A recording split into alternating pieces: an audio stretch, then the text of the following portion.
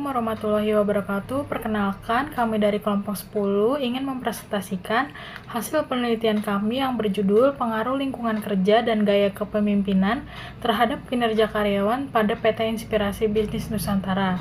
Sebelum memasuki pembahasan, izinkanlah kami memperkenalkan terlebih dahulu, yaitu anggota kelompok kami adalah Sri Rahayu dengan NIM 64232072, Alia Kanaya Alvita dengan NIM 64231977, Setiawati dengan NIM 64231912, Rahyuni Puspitasari dengan NIM 64232070, dan yang terakhir adalah Dea Triwahyuni dengan NIM 64232005.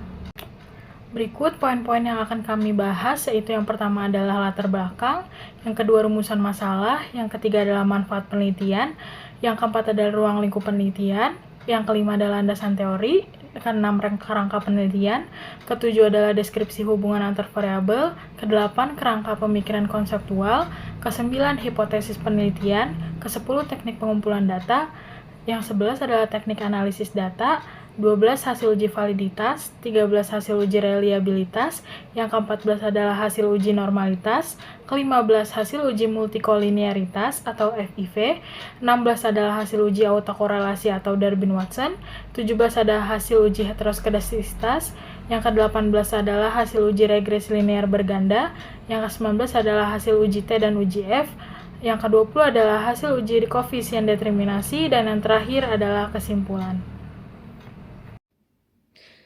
Yang pertama di sini ada latar belakang perkembangan zaman menurut karyawan untuk mampu beradaptasi dalam berbagai kondisi persaingan bisnis yang semakin ketat mendorong munculnya terobosan dari setiap karyawan yang berdampak pada tingkatnya beban kerja. Perusahaan memerlukan sumber daya manusia yang profesional demi mencapai tujuan secara efektif dan efisien karena manusia adalah faktor penentu kinerja organisasi. Kinerja karyawan sangat memengaruhi produktivitas perusahaan dan berkaitan erat dengan beban kerja sehingga penempatan posisi karyawan perlu mempertimbangkan beban kerja terlebih dahulu. Selanjutnya ada rumusan masalah. Yang pertama itu bagaimana pengaruh lingkungan kerja terhadap kinerja karyawan, bagaimana pengaruh gaya kepemimpinan terhadap kinerja karyawan, dan yang ketiga, bagaimana pengaruh keduanya secara simultan terhadap kinerja.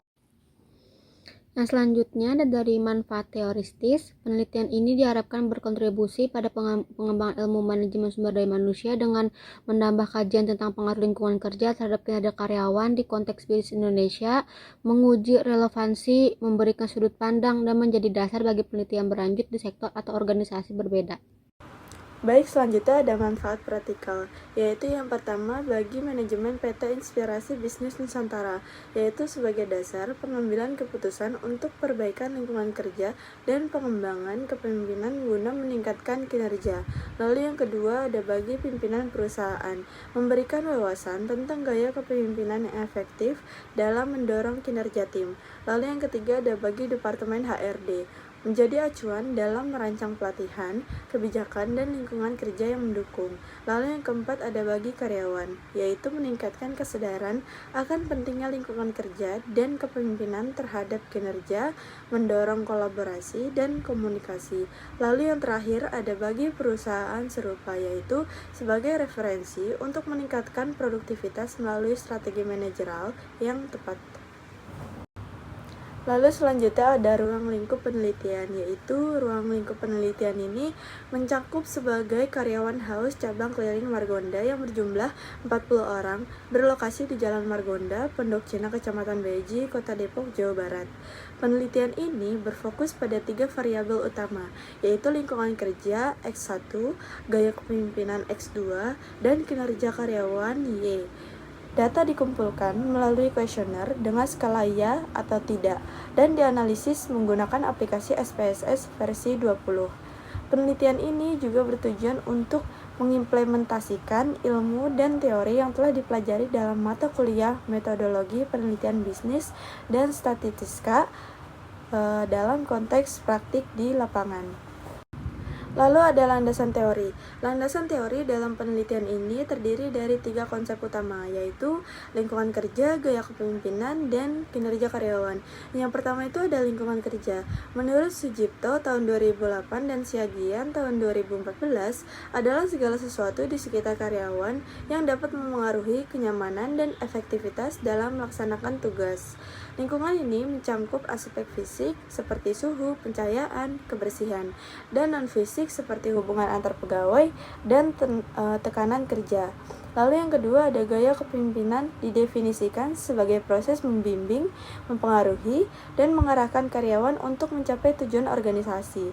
Dalam Fahmi tahun 2012 dan Robbins tahun 2016 yang dapat diterapkan melalui berbagai pendekatan seperti gaya direktif, suportif, partisipatif, dan berorientasi prestasi. Sementara itu, kinerja karyawan adalah hasil kerja yang dapat dicapai berdasarkan tanggung jawab dan standar tertentu, baik dari segi kualitas maupun kuantitas. Sebagaimana dijelaskan oleh Adari tahun 2020 dan Rerung tahun 2019, ketiga teori ini menjadi dasar untuk memahami bagaimana variabel-variabel tersebut saling berhubungan dan berpengaruh dalam konteks kerja di Haus Keiling Cabang Margonda Depok. Adapun landasan teoritis selanjutnya yaitu kepemimpinan berperan penting dalam organisasi karena mampu mempengaruhi dan mengarahkan bawahan untuk mencapai tujuan. Menurut Kreitner dan Kinichki pada tahun 2005 menyebutkan sebagai proses pengaruh sosial terdapat 4 gaya kepemimpinan. Yang pertama ada direktif, yang kedua ada suportif, yang ketiga ada partisipatif, dan yang terakhir ada berorientasi prestasi, yang masing-masing berdampak berbeda terhadap kinerja karyawan. Dan yang terakhir yaitu lingkungan kerja adalah segala hal di sekitar karyawan yang mempengaruhi pelaksanaan tugas. Nah, menurut Avandi pada tahun 2018, hal ini mencakup fasilitas seperti AC, pencahayaan, dan suasana kerja yang nyaman. Menurut Danang pada tahun 2015, menambahkan bahwa lingkungan kerja mencakup unsur fisik dan non-fisik berdampak pada produktivitas. Nah, selanjutnya, penelitian sebelumnya ini menunjukkan bahwa lingkungan kerja, kepemimpinan, dan pengawasan memiliki hubungan signifikan terhadap kinerja pegawai. Selanjutnya yaitu kerangka penelitian. Untuk variabel pertama yaitu lingkungan kerja yang ditetapkan sebagai X1 yang mencakup kondisi fisik dan non-fisik yang mempengaruhi kenyamanan kerja. Adapun variabel kedua yaitu gaya kepemimpinan yaitu ditetapkan sebagai X2 yang mencerminkan cara pemimpin memotivasi dan mempengaruhi bawahan. Variabel ketiga yaitu kinerja karyawan yaitu ditetapkan sebagai Y. Nah, hasil kerja karyawan berdasarkan kualitas dan kuantitas sesuai tujuan perusahaan. Selanjutnya, ada deskripsi hubungan antar variabel, yaitu kondisi di mana lingkungan kerja yang nyaman dan kondusif dipercaya meningkatkan semangat kerja dan produktivitas jika karyawan merasa lingkungan kerja mendukung. Maka mereka akan bekerja lebih baik dan lebih fokus. Nah, gaya kepemimpinan yang baik akan menciptakan hubungan positif antara pemimpin dan bawahan. Nah, pemimpin yang mampu memberikan arahan yang jelas, menjadi teladan, dan menghargai kontribusi karyawan akan memacu karyawan untuk bekerja lebih optimal. Kombinasi dari lingkungan kerja yang baik dan gaya kepemimpinan yang efektif berpotensi memberikan dampak yang lebih kuat terhadap kinerja karyawan dibandingkan jika hanya salah satu faktor saja yang diperhatikan. Kerangka pemikiran konseptual. Kerangka pemikiran konseptual X1 lingkungan kerja, kenyamanan tempat kerja, hubungan antar rekan kerja, fasilitas kantor, dan lain-lain. X2 gaya kepemimpinan, cara atasan memimpin, mengarahkan, dan memotivasi bawahannya. Y. Kinerja karyawan, kinerja diukur berdasarkan kualitas, kuantitas, ketepatan waktu, dan efektivitas hasil kerja. Hipotesis penelitian lingkungan kerja terhadap kinerja karyawan. HO1. Hipotesis 0. Tidak ada pengaruh yang positif dan signifikan antara lingkungan kerja terhadap kinerja karyawan. HA1. Hipotesis alternatif. Ada pengaruh yang positif dan signifikan antara lingkungan kerja terhadap kinerja karyawan. Gaya kepemimpinan terhadap kinerja karyawan. HO2, hipotesis 0, tidak ada pengaruh yang positif dan signifikan antara gaya kepemimpinan terhadap kinerja karyawan. HA2, hipotesis alternatif, ada pengaruh yang positif dan signifikan antara gaya kepemimpinan terhadap kinerja karyawan. Lingkungan kerja dan gaya kepemimpinan secara simultan terhadap kinerja karyawan. HO3, yaitu hipotesis 0, lingkungan kerja dan gaya kepemimpinan secara simultan tidak berpengaruh signifikan terhadap kinerja karyawan. HA3, hipotesis alternatif, lingkungan kerja dan gaya kepemimpinan secara simultan berpengaruh signifikan terhadap kinerja karyawan. Baik, selanjutnya ada teknik pengumpulan data, yaitu dalam penelitian ini teknik pengambilan sampel yang digunakan adalah perkuasi sampling, yaitu metode pemilihan responden secara sengaja berdasarkan kriteria tertentu.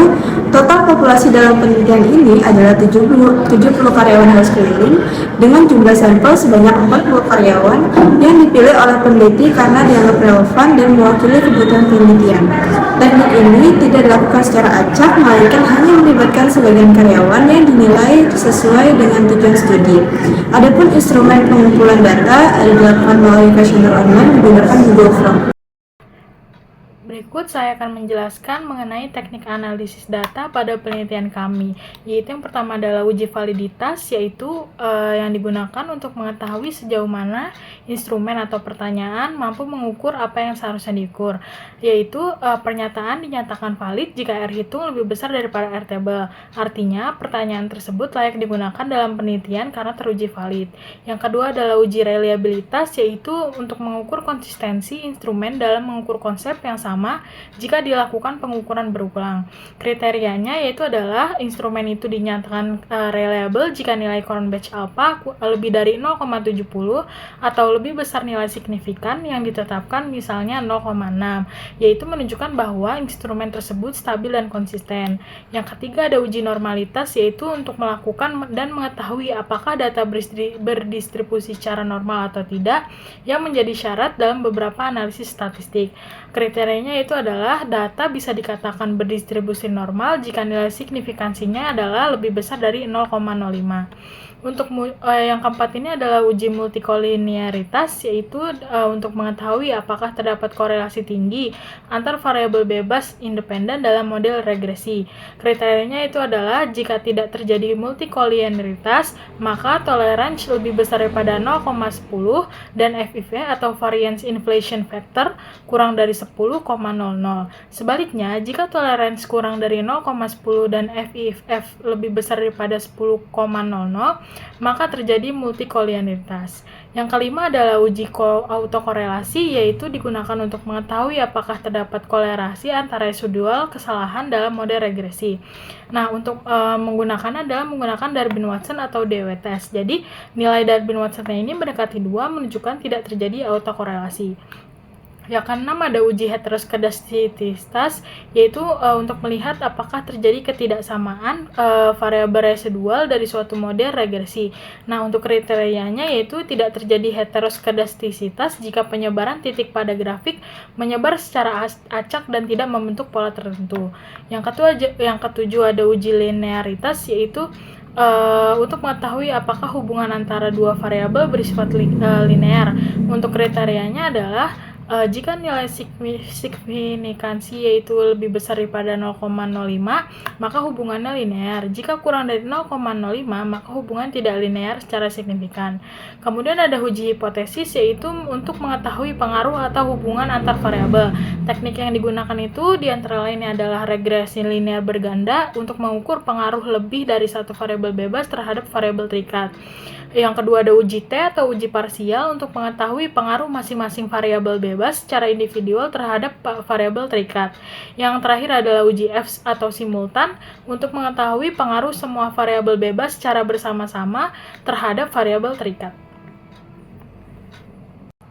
Berikut saya akan menjelaskan mengenai hasil uji validitas dari penelitian kami, yaitu terdapat 3 tabel untuk masing-masing variabel, yaitu X1 lingkungan kerja, X2 gaya kepemimpinan, dan Y adalah kinerja karyawan. Dengan menggunakan jumlah responden sebanyak 40, maka nilai R table yang dapat diperoleh yaitu dengan menggunakan rumus produk moment person dengan DF, yaitu adalah degree of freedom, rumusnya adalah N dikurang 2, yang artinya adalah DF sama dengan 40 dikurang 2. 40 adalah jumlah responden, maka hasilnya adalah 38. Maka R-table dari hasil kami adalah 0,267, yaitu untuk butir pertanyaan dikatakan valid jika nilai R hitung lebih besar daripada R-table dapat dilihat dari corrected item total correlation. Kemudian hasil uji reliabilitas penelitian kami yaitu dilihat dari nilai alpha Cronbach-nya. Jika nilai alpha Cronbach-nya lebih besar daripada 0,60, maka konstruk pertanyaan yang merupakan dimensi variabel adalah reliable.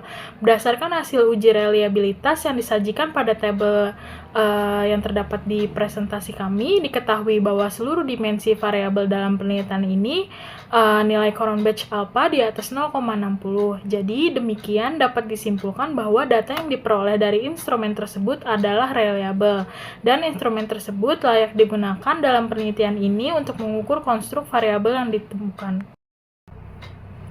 Selanjutnya, saya akan membahas mengenai hasil uji normalitas dari penelitian kami. Terdapat tabel uji Kolmogorov-Smirnov dari hasil penelitian kami, yaitu jika signifikan lebih besar daripada 0,05 maka data berdistribusi secara normal, jika kurang dari 0,05 maka data tidak berdistribusi secara normal. Untuk uji Kolmogorov-Smirnov ini dilakukan untuk mengetahui apakah residual dari model regresi berdistribusi secara normal. Hasil uji menunjukkan bahwa nilai SM signifikan dua tail adalah 0,060, yang berarti lebih besar dari tingkat signifikasi umum, misalnya 0,05. Dengan demikian, tidak ada cukup bukti untuk menolak hipotesis 0 yang menyatakan bahwa residual berdistribusi secara normal. Hal ini menunjukkan bahwa asumsi normalitas residual terpenuhi. Adapun hasil uji asumsi klasik yang pertama yaitu hasil multikolinearitas. Analisisnya yaitu VIF dari hasil uji asumsi klasik masih di antara 1 sampai 10. Jadi tidak terjadi multikolinearitas. Nah, berdasarkan hasil pengujian asumsi klasik yang ditampilkan pada tabel, seluruh variabel independen memiliki nilai VIF yang berada di rentang di antara 1 hingga 10. Oleh karena itu, dapat disimpulkan bahwa tidak terdapat masalah multikolinearitas dalam model regresi yang digunakan. Nah, dengan demikian, model regresi layak digunakan untuk analisis lebih lanjut karena mempengaruhi asumsi independensi antar variabel independen. Selanjutnya yaitu hasil uji autokorelasi atau Darwin-Watson, yang dimana hasil nilai Darwin-Watsonnya yaitu 2,098, yang artinya nilai tersebut masih di antara min 2 sampai 2, yang artinya tidak terjadi masalah autokorelasi. Oleh karena itu dapat disimpulkan bahwa tidak terjadi masalah autokorelasi dalam model regresi yang digunakan. Artinya, residual antara observasi bersifat independen dan tidak saling mempengaruhi, sehingga model regresi memenuhi asumsi independensi residual. Nah, lalu selanjutnya ada hasil uji heteroskedastisitas atau scatter plot. Analisisnya yaitu yang pertama, titik-titik data menyebar di atas dan di bawah atau di sekitar 0. Lalu yang kedua, titik-titik data tidak mengumpul hanya di atas atau di bawah saja. Lalu yang ketiga, penyebaran titik-titik data tidak membentuk pola bergelombang, melebar, kemudian menyempit, dan melebar kembali. Lalu yang keempat, ada penyebaran titik-titik data tidak berpola, maka dapat disimpulkan heteroskedastisitas tidak terjadi. Lalu selanjutnya ada hasil regresi linear berganda, yaitu berdasarkan tabel uji regresi linear berganda yang terbentuk, diperoleh persamaan sebagai berikut, yaitu Y sama dengan 4,029 ditambah 0,486 X1 ditambah 0,334 X2, konstanta A sama dengan 4,29, yaitu menunjukkan nilai dasar kinerja karyawan Y ketika X1 lingkungan kerja dan X2 gaya kepemimpinan bernilai 0. Artinya jika tidak ada pengaruh dari lingkungan kerja dan gaya kepemimpinan, maka nilai kinerja adalah sebesar 4,029. Lingkungan kerja X1 sama dengan 0,486, setiap kenaikan 1 satuan X1 akan meningkatkan kinerja karyawan sebesar 0,486 satuan dengan variabel lain konstan, dan pengaruhnya signifikan secara signifikan sama dengan 0,000 kurang dari 0,05, dan gaya kepemimpinan X2 sama dengan 0,334, yaitu setiap kenaikan satuan X2 akan meningkatkan kinerja karyawan sebesar 0,334 satuan dengan variabel lain konstan, dan pengaruhnya signifikan secara statistik atau sig, yaitu sama dengan 0,010 kurang dari 0,05. Hasil uji T. Berdasarkan hasil uji T pada taraf signifikansi 0,05 baik menggunakan nilai signifikan maupun perbandingan T hitung dengan T tabel, dapat disimpulkan bahwa lingkungan kerja X1 berpengaruh signifikan terhadap Y. Gaya kepemimpinan X2 juga berpengaruh signifikan terhadap Y. Koefisiensi regresi menunjukkan bahwa lingkungan kerja X1 memiliki pengaruh lebih besar 0,486 dibandingkan dengan gaya kepemimpinan X2 sebesar 0,334. Jadi variabel yang paling dominan memengaruhi Y adalah lingkungan kerja. Hasil uji F. Berdasarkan hasil uji ANOVA diperoleh nilai F hitung sebesar 39,299 dengan nilai signifikansi sebesar 0,000. Nilai ini jauh lebih kecil dari taraf signifikansi 0,05, yang berarti regresi secara simultan signifikan dengan derajat kebebasan df1 sama dengan 2 dan df2 sama dengan 37. Nilai F tabel pada A sama dengan 0,05 adalah sekitar 3,25. Karena F hitung 39,299 lebih dari F tabel 3,25 dan signifikansi kurang dari 0,05, maka dapat disimpulkan bahwa HO ditolak dan H1 diterima, yang berarti terdapat pengaruh yang signifikan secara simultan antara variabel gaya kepemimpinan dan lingkungan kerja terhadap kinerja karyawan. Uji koefisien determinasi di mana R-nya itu 0,825 menunjukkan singkat korelasi antara variabel bebas gaya kepemimpinan dan lingkungan kerja dengan variabel terikat cukup tinggi, yaitu sebesar 82,5%. Artinya hubungan antara variabel-variabel tersebut kuat. Dan yang terakhir ada dari kesimpulan, pada penelitian ini menunjukkan bahwa lingkungan kerja dan gaya kepemimpinan berpengaruh positif dengan signifikasi terhadap karyawan di PT Inspirasi Bisnis Indonesia. Lingkungan kerja memiliki pengaruh yang lebih dominan, artinya semakin nyaman, kondusif, dan mendukung kondisi kerja yang dirasakan karyawan. Maka semakin tinggi pula motivasi dan semangat kerja mereka dalam menyelesaikan tugas. Gaya kepemimpinan juga memberikan kontribusi yang penting di mana sikap pemimpin yang mampu memberikan arahan, dukungan, keteladanan, dan membangun komunikasi yang baik.